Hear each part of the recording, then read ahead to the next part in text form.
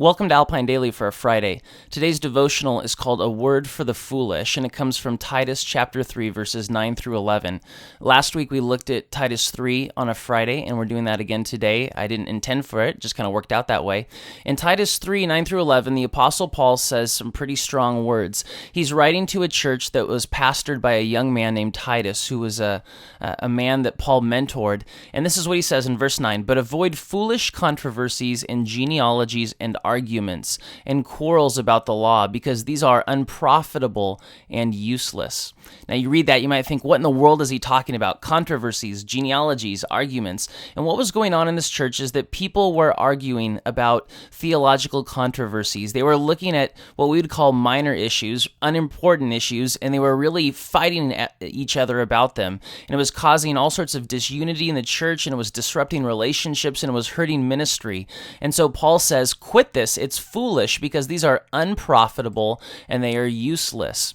Maybe you've been in a church before where people fought about minor issues, things that were pretty theologically unimportant. Maybe it was about the worship, the style of dress, the color of carpet in the sanctuary, whatever it was. That's what was going on in this church. And Paul says, avoid this kind of thing. But then he gets even a little more stern in his words, verse 10. He says, warn a divisive person once, and then warn them a second time. After that, have nothing to do with them. You may be sure that such people are warped and sinful. They are self-condemned.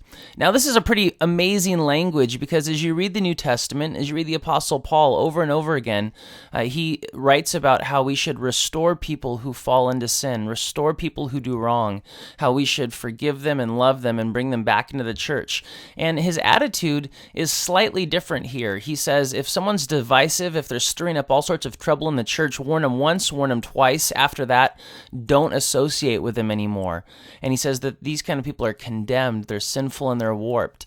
And the reason why Paul is so stern with these words is because what is being threatened is the unity of God's church. You see, God values unity in his church. He values when the people in his church love one another and support one another.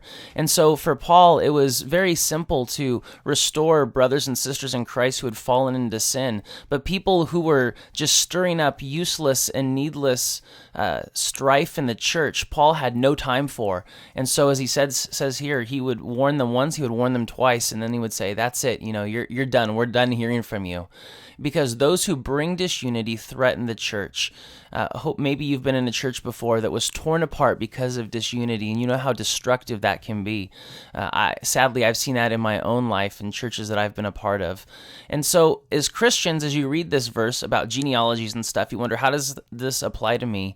It applies to us in this way. Vow to be a person who blesses your church by promoting unity.